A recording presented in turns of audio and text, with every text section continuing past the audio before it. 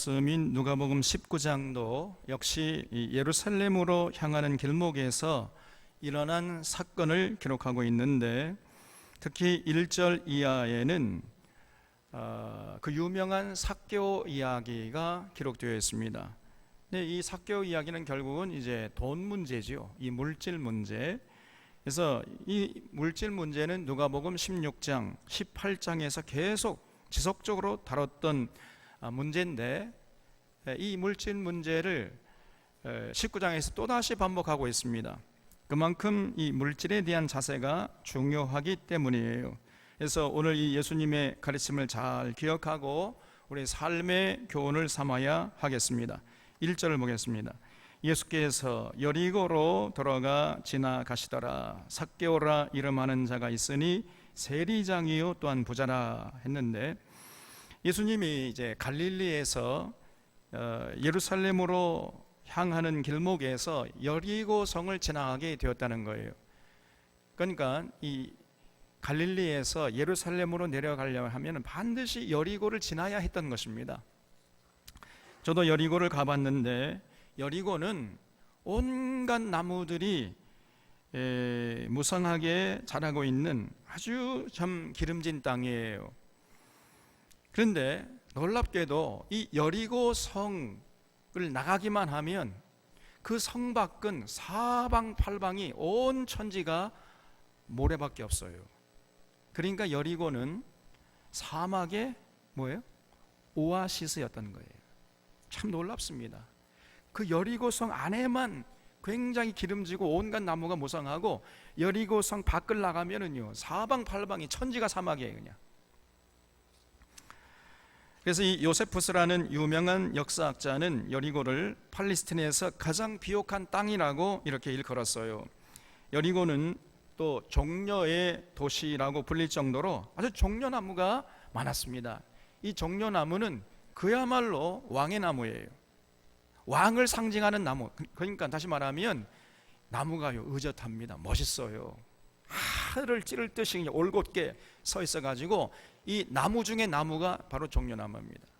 그래서 종려나무는 왕을 상징하는 나무였어요. 그래서 예수님께서 예루살렘에 입성하실 때 사람들이 어떤 나무 가지를 꺾어가지고 예수님을 맞이했지요?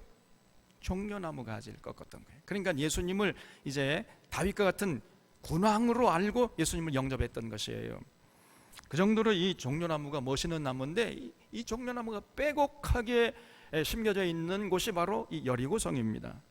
그만큼 이 여리고의 땅 밑에 지하수가 풍부하다는 것을 반증하고 있어요. 또 여리고는 아름다운 향기가 진동하는 발삼나무 숲으로 둘러싸여 있었습니다. 그래서 아주 향기가 진동하는 그런 아름다운 곳입니다. 또 장미의 정원이 있어가지고 5월이 되면은 온 천지가 장미 향기로 진동했어요.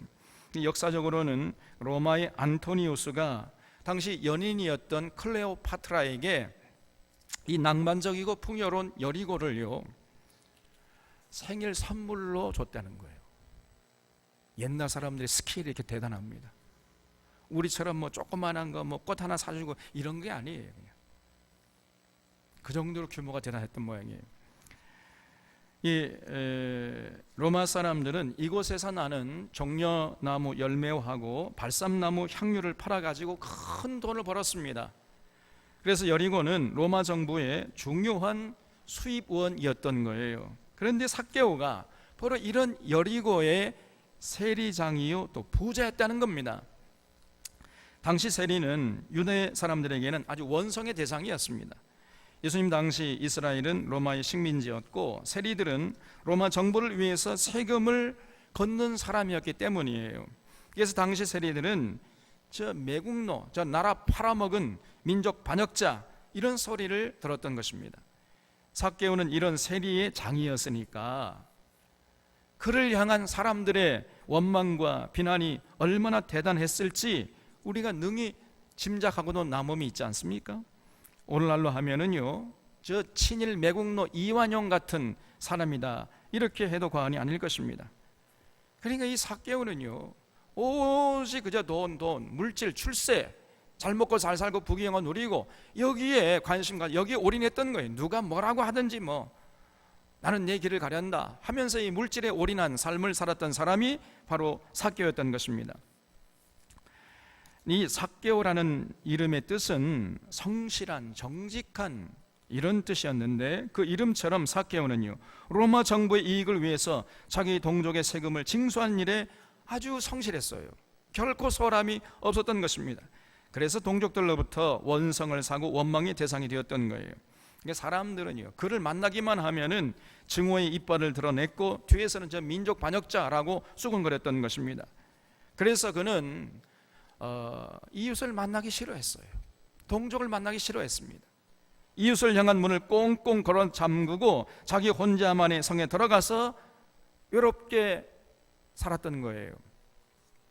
그러나 이렇게 사람들에게 미움을 받고 소외된 삶을 사는 대신에 그 삭개오의 삶은 풍요로움이었습니다. 아름다운 향기가 진동하는 정원에서 살았어요. 날마다 아름다운 새소리를 들으면서 잠을 깨고 진수성찬을 먹었습니다. 그러나 그렇게 살았지만은 문제는 행복하지 않은 것이었어요.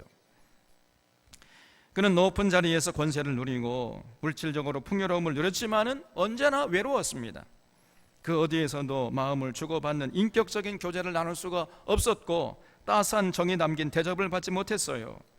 그러니 행복할 수가 없었던 거죠. 여러분, 사람은요, 더불어 살도록 창조된 존재입니다. 그래서 더불어 살아야 돼요. 그래야 행복할 수 있는 존재입니다. 여러분, 배부르고 등 따숩다고 해가지고 행복을 느낄 수 있는 존재가 아니에요. 그거는 개돼지 같은, 그런 짐승 같은 삶이잖아요. 인간에게는 물질의 풍요로움 그 이상의 플러스 알파가 있어야 하는 것입니다. 그래서 여러분, 더불어 살려고 애를 써야 돼요. 그래서 아내가 있어야 하고요, 남편도 있어야 하고 또 친구도 있어야 하는 거예요.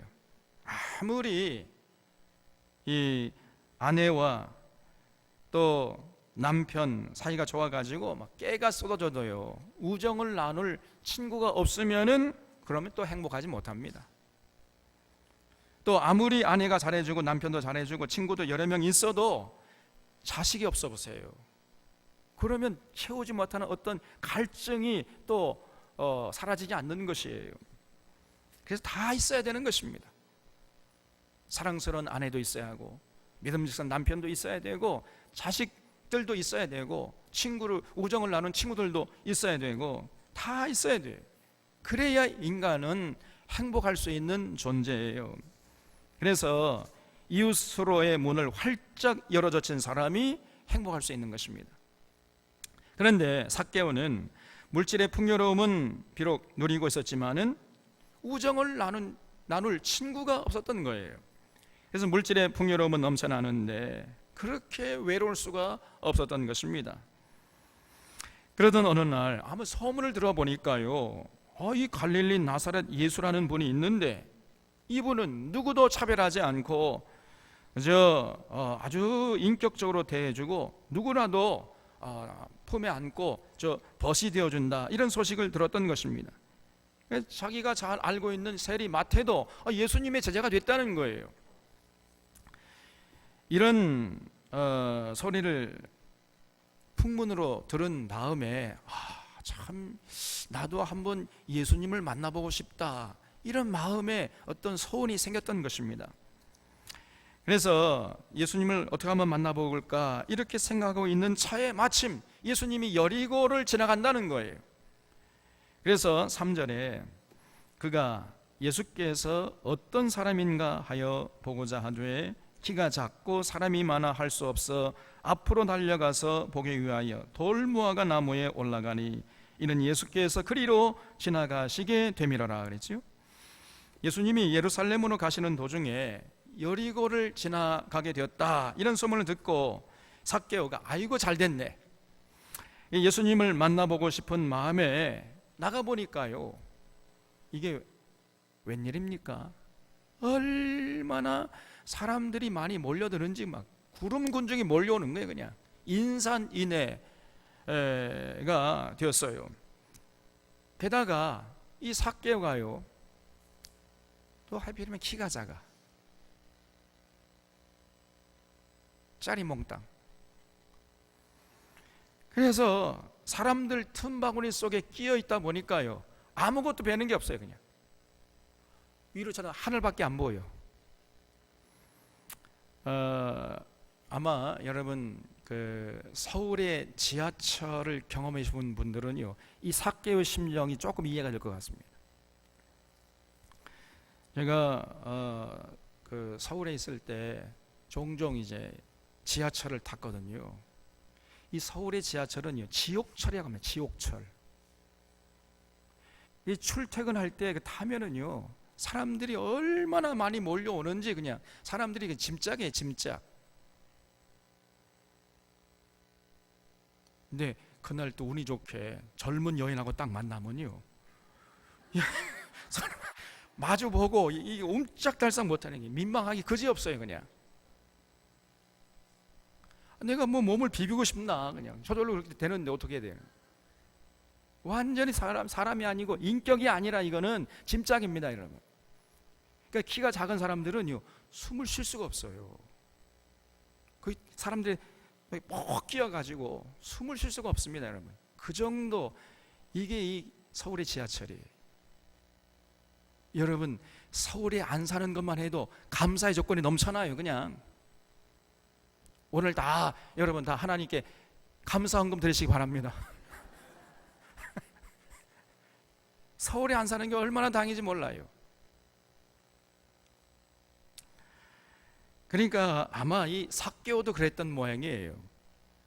그러니까 뭐 얼마나 사람들이 많이 몰려드는지. 삭개오는 키가 작아가지고 이거 뭐 사람들 틈바구니 껴가지고요, 하늘밖에 안 보여요. 아무도 보이지 않고 도저히 더 이상 진전할 수도 없고, 보통 사람 같으면은 포기하고 돌아갔을 텐데 삭개오는 그렇지 않았습니다. 이렇게 옆을 보니까요, 마침 돌무화과 나무, 옛날에는 뽕나무라고 이렇게 번역을 해놨는데 돌무화과 나무, 그러니까 정확한 번역입니다. 그러니까 무화과 나무가 서 있길래 그 무화과 나무 위로 그냥 쪼르르 기 올라가 버린 거예요. 여러분, 꼭 우리가 여기서 기억해야 할 것이 있습니다. 우리가 예수님을 만나러 갈 때나 또 무슨 진리를 찾아갈 때에 반드시 어떤 장애물이 있다는 것을 잊지 말아야 돼요.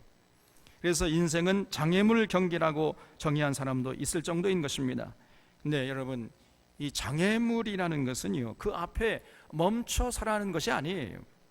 장애물은 뛰어넘으라고 있는 것이지 멈춰 서라고 있는 것이 아닙니다, 여러분.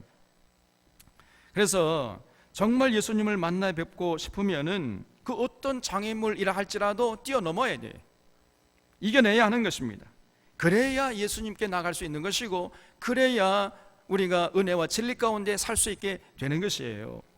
삭개오에게 장애물은 키가 작은 것이었고 사람들이 너무 많은 것이었어요. 그래 도저히 예수님 만나볼 수가 없었다는 것입니다. 근데 이러한 장애물을 삭개오는요, 뛰어넘어 버렸습니다. 장애물이 있다고 해가지고 포기하지 않았어요. 거기에 멈춰서지 않았습니다, 여러분. 그 12년 동안이나 혈루증을 앓던 여인도 그러지 않았습니까?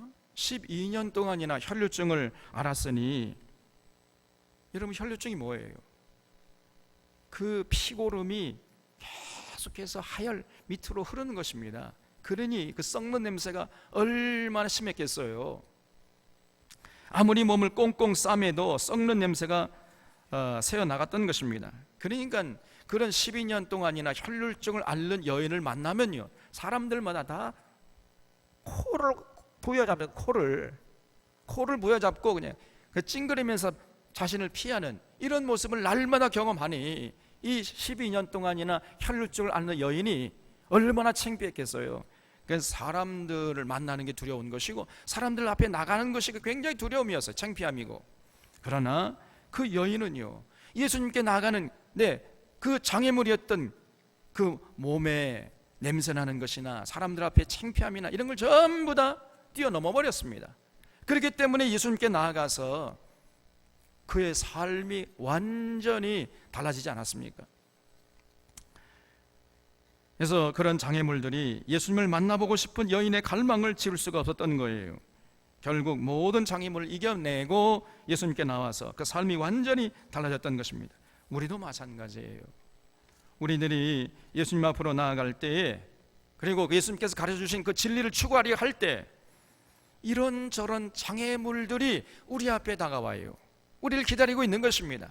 그래서 그 장애물 앞에 멈춰 서버리면은 그 사람은 절대로 예수를 만날 수가 없는 것이고, 예수님의 전해주신 그 진리 안에서 참 자유함을 만끽할 수가 없는 것이에요. 그래서 반드시 우리는 그 장애물을 극복하고 이겨내야 하는 것입니다. 특히 이 새로 예수님을 믿기로 작정한 분들에게는 더욱 이런저런 장애물들이 등장해요. 꼭 마음 잡고 교회 나가려고 하면은 무슨 일이 생깁니다. 그렇잖아요.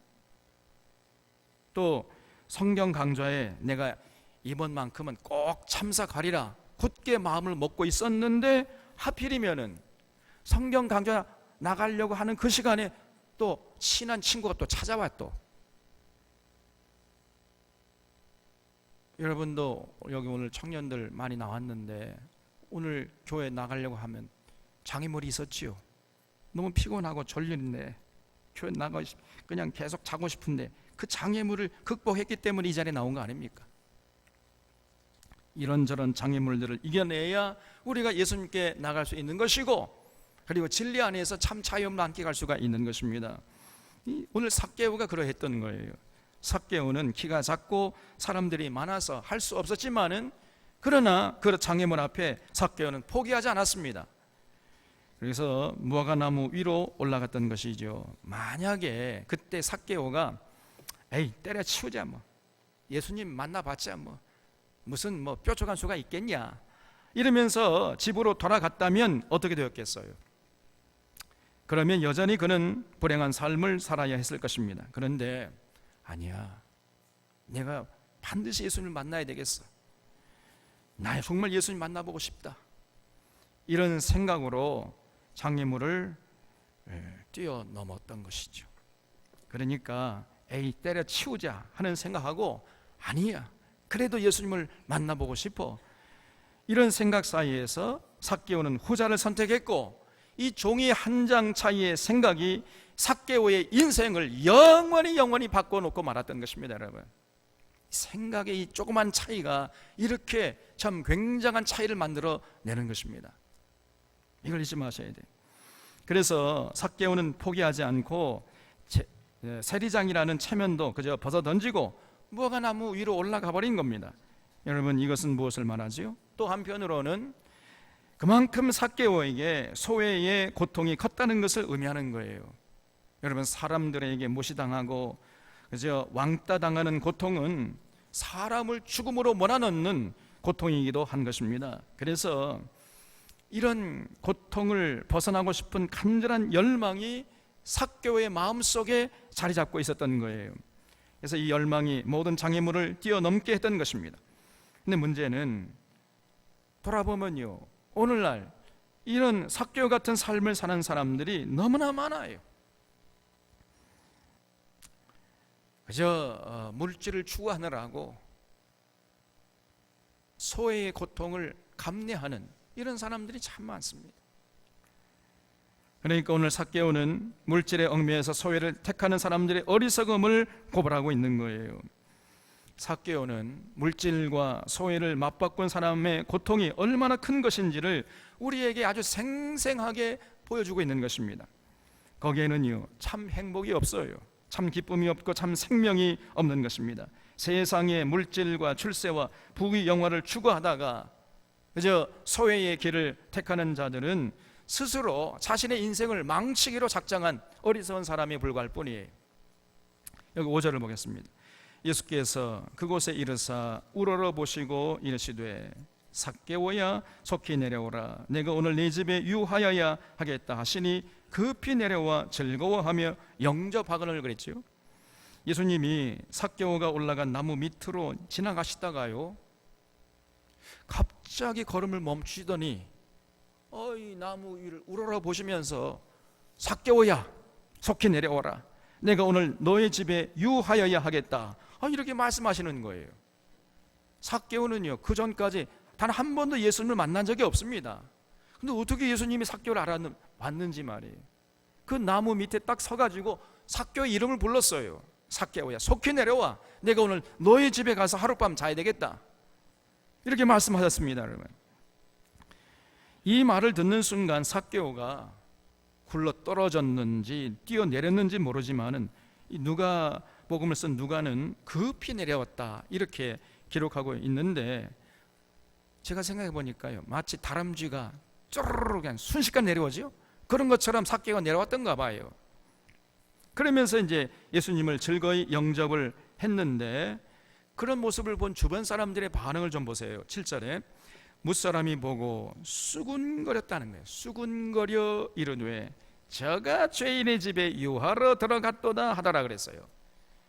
사람들은 뒤에서 말해, 아니 저런 피도 눈물도 없는 저런 수전노, 돈밖에 모르는 수전노 집에 들어가다니 예수님이 말이에요, 이러면서 이제 수군거렸다는 것입니다. 그래도 아랑곳하지 않고 예수님은 당당하게 삭개오의 집에 가겠노라고 이렇게 선포를 했습니다. 그리고 이 예수님의 말씀이 떨어지기가 무섭게 삭개오는 체면이고 뭐고, 자기 그래도 세리장 아닙니까? 상당히 높은 자리에 있는 고관 대작이었는데 뭐 그런 체면이고 뭐고 뭐 그냥 다람쥐처럼 쪼르르 내려와 가지고 예수님 앞에 선 거예요.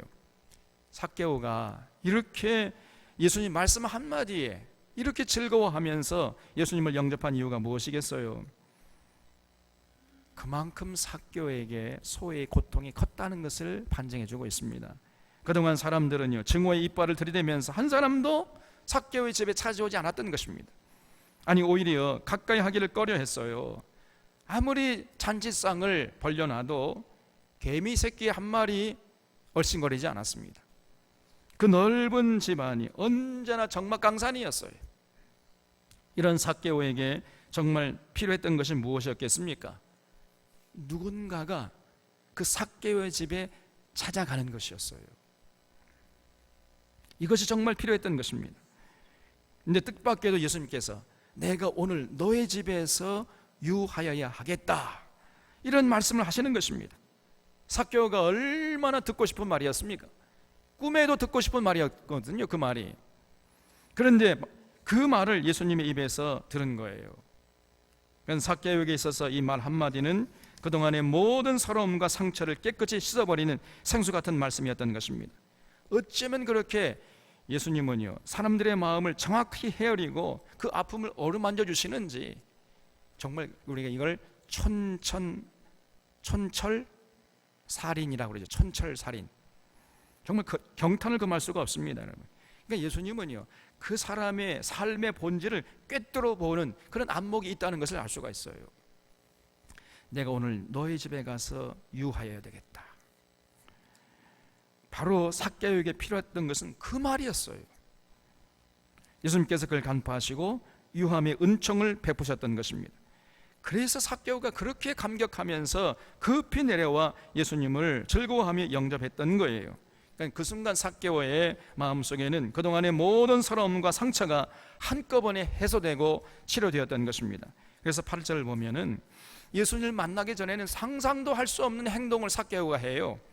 삭개오가 서서 주께 여짜오되 주여 보시옵소서, 내 소유의 절반을 가난한 자들에게 주겠사오며 만일 네 것을 토색한 일이 있으면 4배나 갚겠나이다 그랬습니다. 예수님이 삭개오에게 요구한 것은 딱 한마디밖에 없었지요. 삭개오야, 속히 내려와. 내가 오늘 내 집에 유하여야 되겠다. 요 말밖에 없어요. 야 삭개오, 너 왜 그렇게 살았어? 너 왜 그렇게 물질에 올인하고 수많은 사람들을 괴롭히고 말이야, 나라를 팔아 민족 반역하다 그런 삶으로 살았어? 너 빨리 네 재산 전부 처분해가지고 가난한 자에게 나눠주고 나를 따라와. 지난주에 살펴본 것처럼 그런 그 부자 관리에게 했던 말 한마디도 안 했어요. 예수님이 딱 한마디밖에 안 했잖아요. 삭개오야, 빨리 내려와. 내가 오늘 내 집에 유하여야 되겠다. 이 말밖에 한 적이 없습니다. 그런데 삭개오가 갑자기 한다는 말이 주여, 네 소유의 절반을 가난한 자들에게 나눠주겠습니다. 그리고 네게 토색한 것이 있으면 4배를 갚겠습니다. 누가 그렇게 하라고 그랬습니까? 아무도 그런 말을 한 사람이 없어요. 그런데 삭개오가 스스로 예수님 제 재산을 절반을 뚝 떼가지고 가난한 자에게 나눠주겠고, 그리고 너에게 혹시 사기친 것이 있으면은 4배를 제가 갚겠습니다. 이렇게 얘기하는 거예요. 지금 삭개오에게 있어서 예수님을 만난 그 무화과 나무 아래는요, 새로운 인생의 출발점이었던 것입니다. 예수님께서는 부자가 천국 가는 것이 낙타가 바늘기로 들어가는 것보다 어렵다고 말씀하셨잖아요. 다시 말하면 부자가 구원받는 것은 불가능하다, 그런 얘기잖아요. 거꾸로 말하면은 아무리 소외의 고통을 당한다 하더라도, 왕따를 당한다 하더라도 그 고통을 감내할지언정 물질의 풍요로움을 포기하는 사람은 찾아보기 어렵다는 겁니다, 여러분. 그런 사람은 진짜 거의 없어요. 그런데 예수님을 만난 삭개오는 달랐습니다. 예수님을 영접한 삭개오는 자기 재산의 절반을 가난한 자들에게 나눠주겠다고 약속을 했어요. 공포를 내버렸습니다, 그냥. 그리고 또 토색한 것이 있으면 4배를 갚겠다, 이렇게 약속했어요. 이걸 뭘 말하죠? 더 이상 물질 중심적으로 살지 않겠다, 더 이상 그래서 소외된 삶을 살지 않겠노라는 의지의 표현이었던 거예요. 삭개오는 이웃을 향해 굳게 닫아 걸었던 삶의 문을 활짝 열어 젖혔던 것입니다. 절대로 물질 때문에 소외되는 삶을 살지 않고 더불어 사는 삶을 살겠노라고 선포한 거예요. 그래서 이런 모습을 보시고 예수님께서 삭개오에게 이렇게 선포했어요. 9절에 오늘 구원이 이 집에 이르렀으니 이 사람도 아브라함의 자손임이로다. 인자가 온 것은 잃어버린 자를 찾아 구원하려 함이라 그랬죠. 거기 인자에 온 것은 잃어버린 자를 찾아 구원하려 함이니라. 거기 줄쳐 보시기 바랍니다. 참 놀라운 말씀이에요. 여기 잃어버린 자는 있어야 할 곳에 있지 않는 자를 말해요. 하나님이 있으라고 한 그곳에 있지 않는 자, 그 자를 잃어버린 자라고 하는 것입니다. 아까 우리 청년부가 노래했잖아요. 뜻하신 곳에 제가 있겠습니다. 뜻하신 곳에 있고 싶습니다. 이런 찬양을 했잖아요. 근데 하나님이 있으라 한 그 뜻하신 곳에 있지 않는 자를 우리가 잃어버린 자라고 하는 거예요. 그래서 어떤 물건이 본래 있어야 할 장소에 있지를 않고 엉뚱한 곳에 있으면 그건 잃어버린 물건이 되어버리잖아요. 그러다가 그 있어야 할 곳에 있게 되면 찾은 물건이 되는 것입니다. 사람도 마찬가지예요. 여러분, 인간이라면 어디에 있어야 되죠? 더불어 살아가는 그 자리에 있어야 돼요. 그런데 그 자리에서 벗어나가지고 자기만의 성에 갇혀서 소외된 삶을 살아갈 때 그 사람은 하나님에게 있어서 잃어버린 자가 되는 것입니다. 서로 돕고 살아갈 때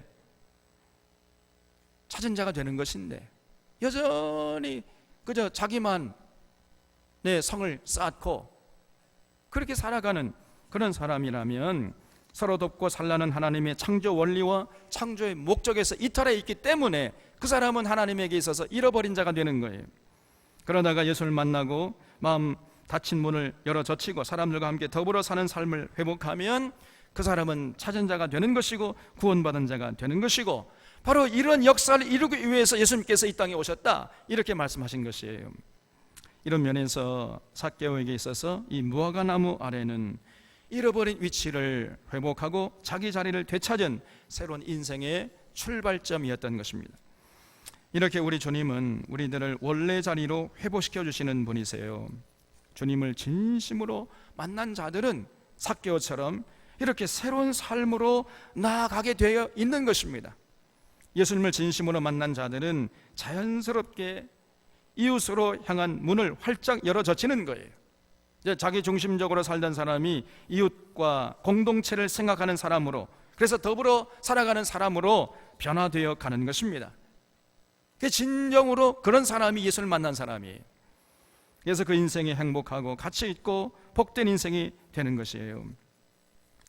우리 남성들은요, 여성들이 어떨 때 가장 비참하게 느껴지는지 아십니까? 여러분, 그 가정에 아내들이 어떨 때 가장 비참하게 느껴지는지 아시냐 말이에요. 어느 통계기관에서 설문조사를 했는데 응답한 여성들 중에서 제일 많이 나온 답이 밤늦게 만취되어서 돌아온 남편의 냄새나는 양말을 벗길 때, 그때가 가장 비참하게 느껴진다는 것입니다.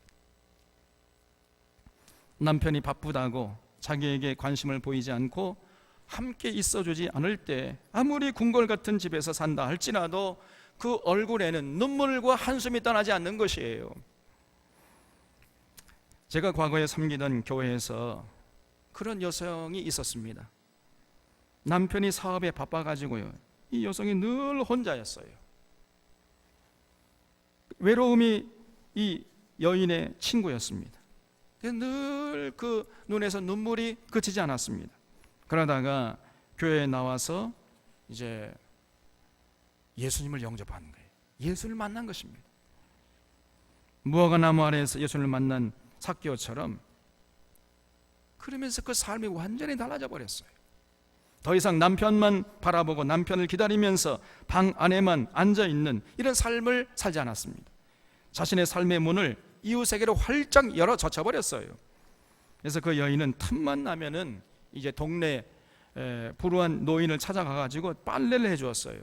그랬더니 뭐 동네 사람들에게 막 칭찬과 존경의 대상이 되어버렸습니다. 유명한 인사가 되었어요.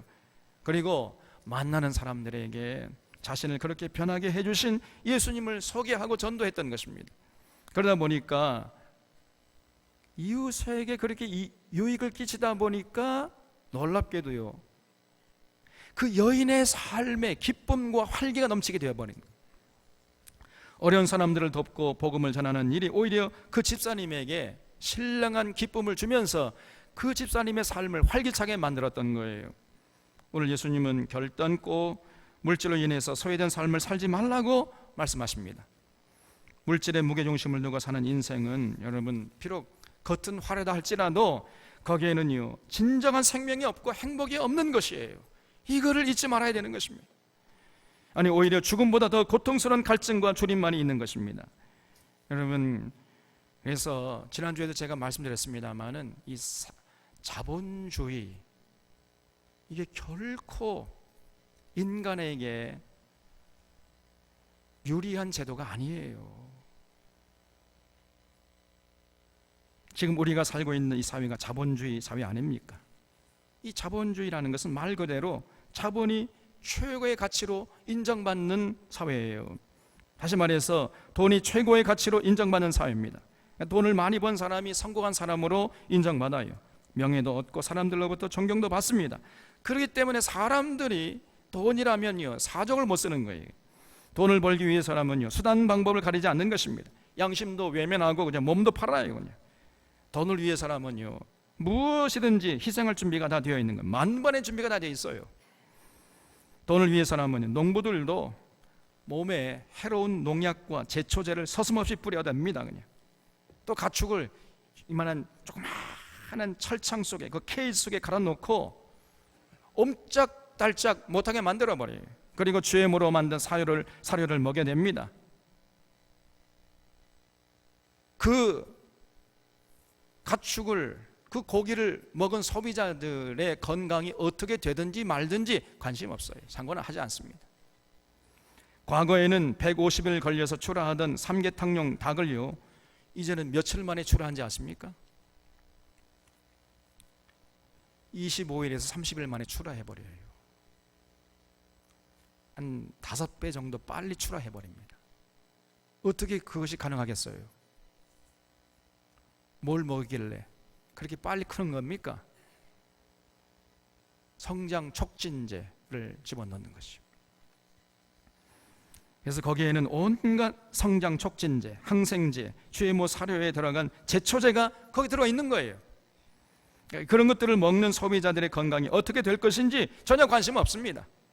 그저 돈이 된다고 하니까 돈만 벌면은 그만이야 이런 생각으로 이것저것 생각할 여유가 없는 것이에요.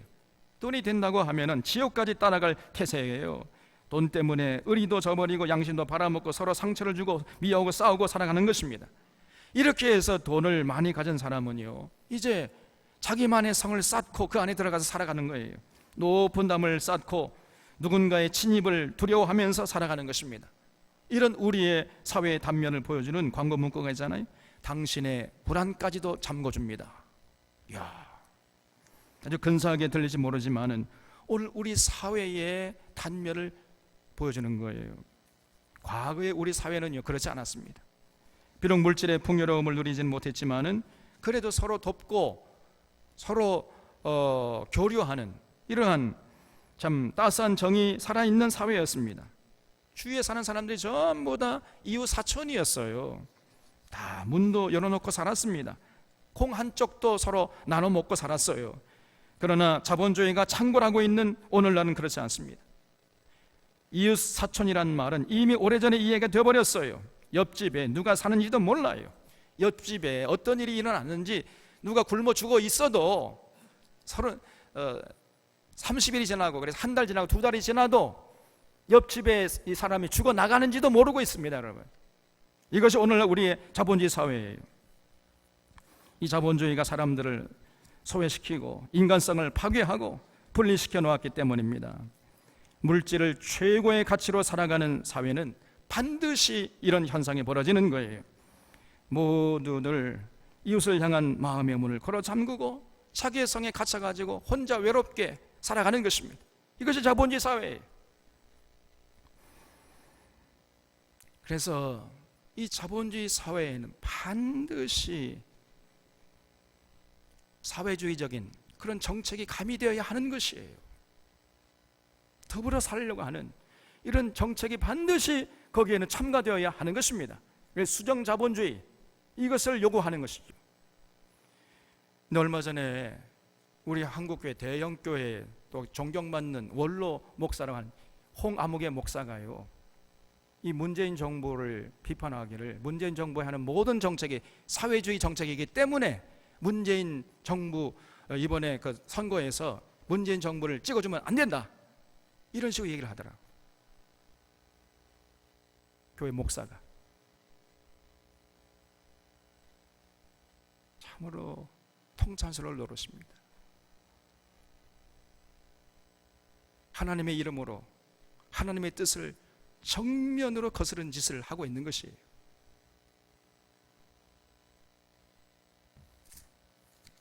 오히려 이 문재인 정부가 사회주의 정책을 펴기 때문에 찍어줘야 된다, 그 말이 맞아요. 그래, 사회주의 정책을 펴기 때문에 찍어주면 안 된다. 참나, 오늘날 이 복음주의가 얼마나 엉터리인지, 얼마나 성경이 가르친 진리에서 멀리 벗어나 있는지, 이거를 명확하게 분명하게 보여주고 있는 사건이에요. 여러분, 이 자본주의 결코 인간에게 좋은 체제가 아니에요.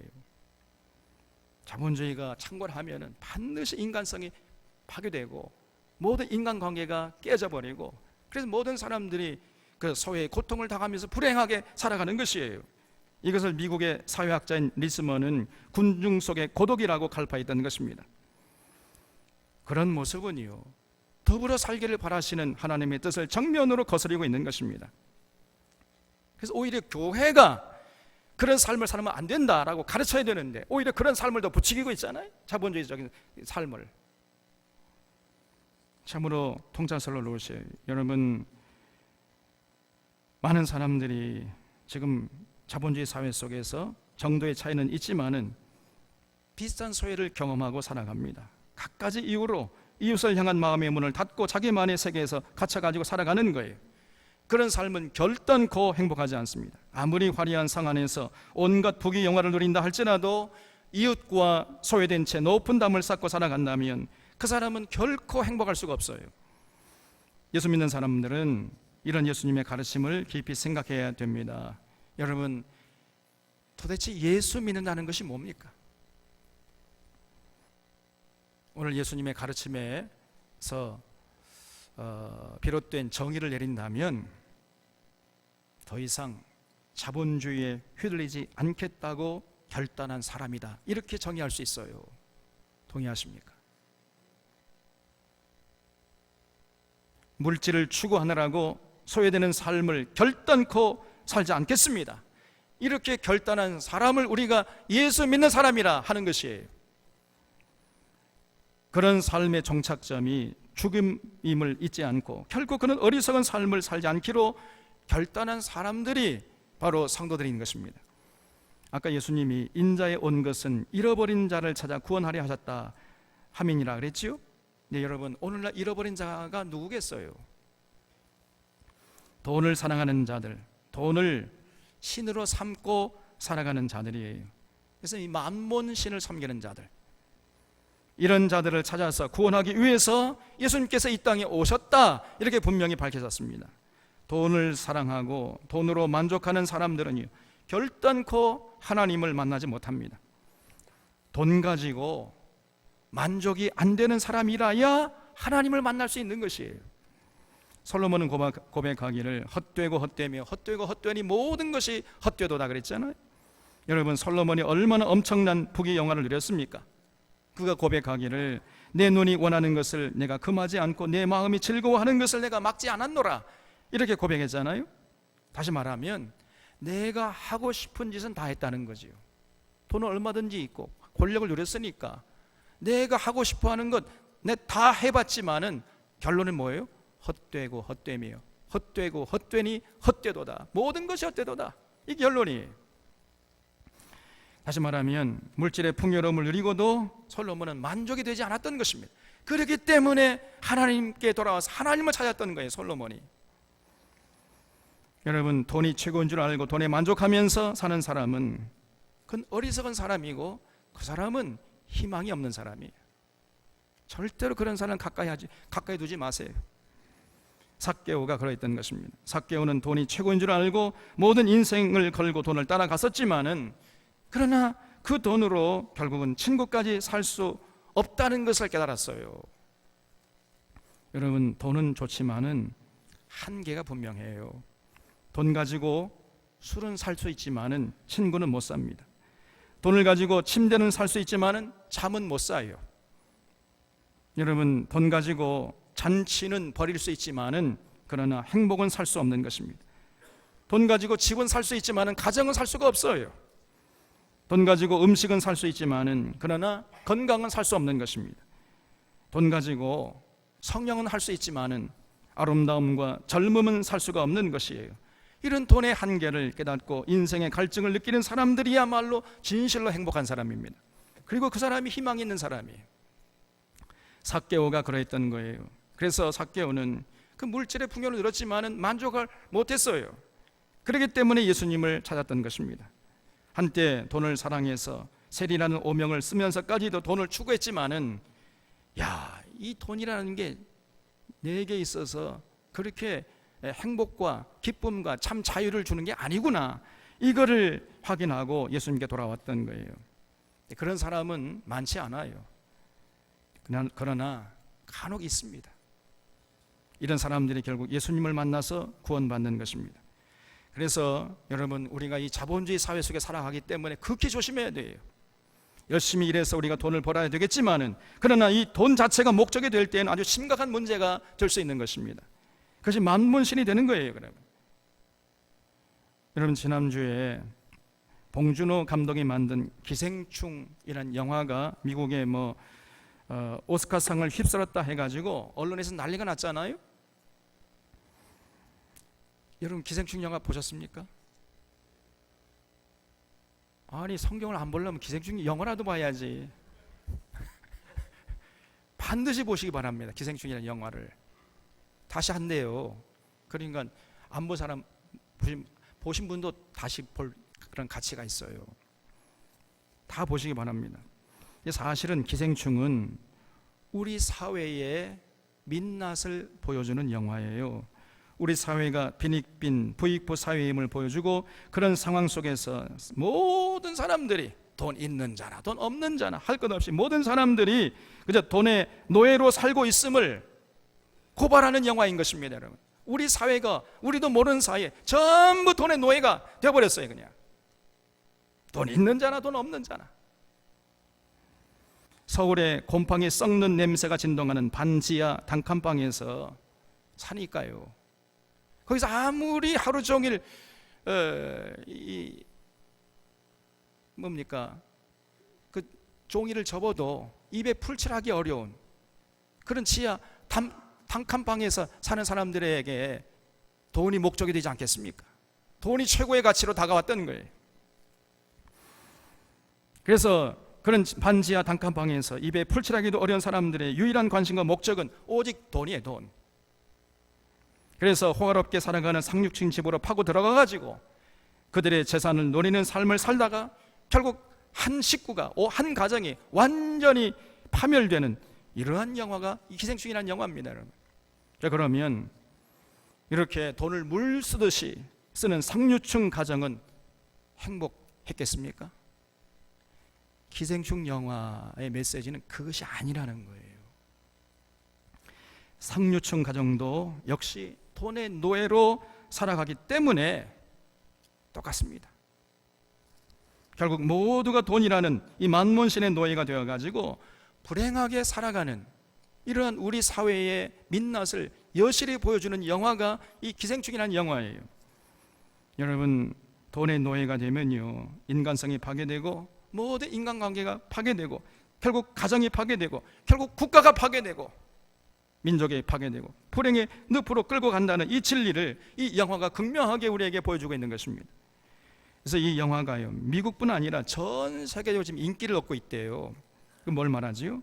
그만큼 온 세상이 이 자본주의화 돼가지고 이 자본주의의 고통 속에 지금 살아가고 있다는 것을 반증하고 있는 것입니다. 우리 사론의 교우들은 이런 세상의 흐름 속에서 살아가면서 절대로 방향 감각을 잃어버리지 말고 삶의 목적이 돈이 되지 않도록 조심하시기를 바랍니다. 돈을 사랑해서는 안 되고 돈을 따라가면 안 돼요. 그건 죽음이에요. 우리는 예수님의 핏값으로 산 자들이기 때문에 내 존재 자체가 하나님의 것임을 잊지 않고 하나님의 기쁘신 뜻을 위해서 우리의 시간과 재능과 물질을 쓰고 그렇게 살아가는 자들이 되어야 됩니다. 그래서 우리와 우리의 후손들이 결단코 이 만몬 귀신에 걸려 넘어지지 않고 네게 있는 모든 것들, 재물이나 재능이나 시간들을 하나님 나라를 위해서 사용하는 이런 모습을 결단코 잃어버려서는 안 돼요. 그런 자들이 예수님 말씀에 의하면은요, 이 땅에서도 여러 배를 받고 천국에서 영생을 받지 못할 자가 없다 그랬잖아요. 이런 예수님의 말씀이 우리 사론의 교우들의 삶 속에서 현실로 이어질 수 있기를 바랍니다. 기도하겠습니다. 하나님 아버지, 오늘 삭개오 이야기를 통해서 소중한 진리를 깨닫게 해주시니 감사드리옵나이다. 우리가 행여라도 물질의 노예가 되지 않도록 도와주시고 세상 모든 것들보다 하나님 나라를 더 귀한 가치로 인식하고 사모하고 추구하면서 살아가는 자들 되게 하여 주시옵소서. 오늘 삭개오의 결단이 우리 모두의 것이 되게 하시고 이 어지러운 세상 사는 날 동안까지 지속되게 하여 주시옵기를 바라옵고 예수님의 이름으로 기도하옵나이다. 아멘.